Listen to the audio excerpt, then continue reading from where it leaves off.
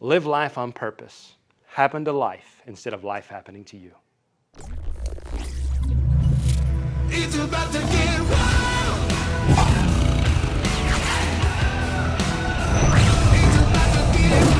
Welcome to Wild Wednesday, your 3-minute boost for leadership, culture, sales and marketing, and business breakthroughs to help you win the day. Let's pump the hump.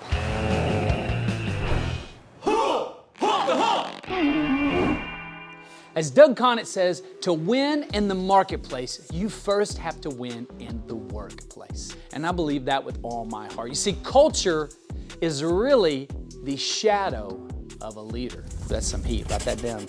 Or take a digital note if you want to.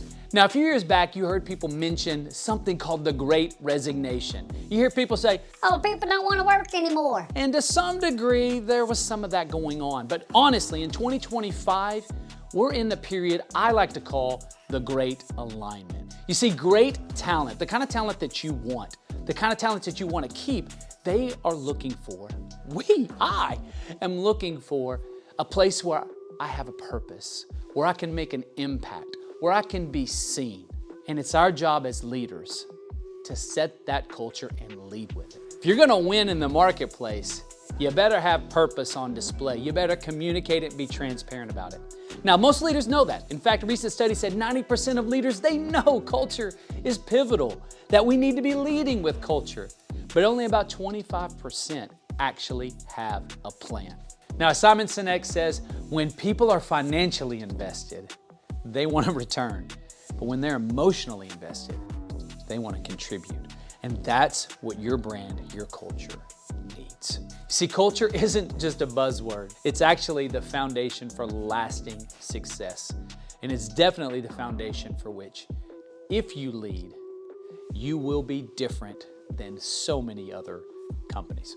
Here's your challenge for the week. Thanks, Greg. We wanted a challenge. Good. Write down your vision. What is your company's purpose? Why do you exist? Number 2, write down your core values. Those are the behaviors, the things that make you who you are, the characteristics, if you will, of your company. And I know some of you don't have that written down.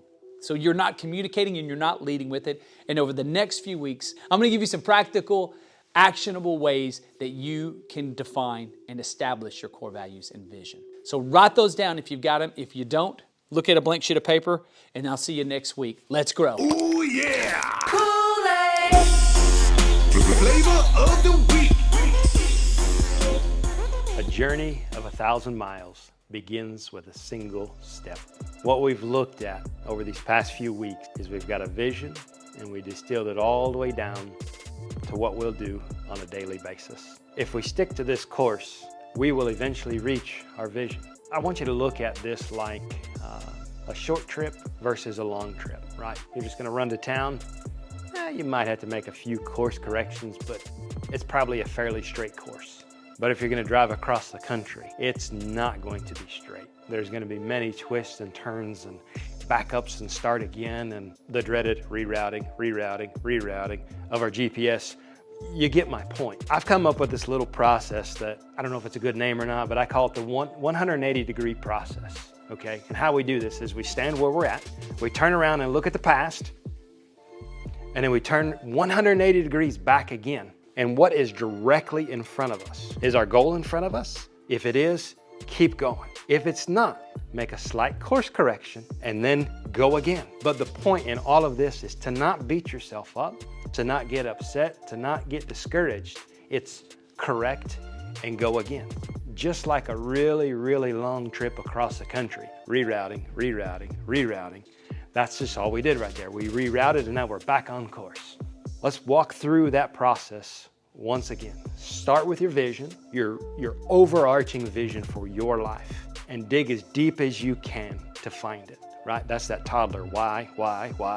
Step 2, break it apart into your major areas of focus. Some are gonna be hot at some times, some are not. Then we're gonna break it down into goals, 1 year, 3 year, 5 year, 10 year, whatever works good for you. Then you're gonna break it down into daily habits. What can I do today to reach the next goal?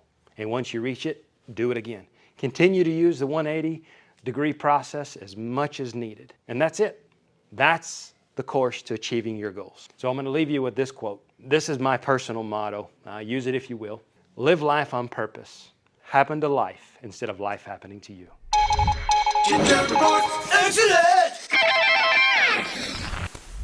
Let's talk about leveraging social media today. Social media is your gateway to reaching a broader audience. Focus on the platform where your audience spends most of its time. Post regularly and interact with your audience to build a community. Track what works and refine your strategy based on your performance data. Remember, you gotta die for that loose ball. Go all out. Hey, we'll see you next week. Stay wild. People talked about the Great Resignment. No, the Great Resignation is totally what it is. The Great Resignment.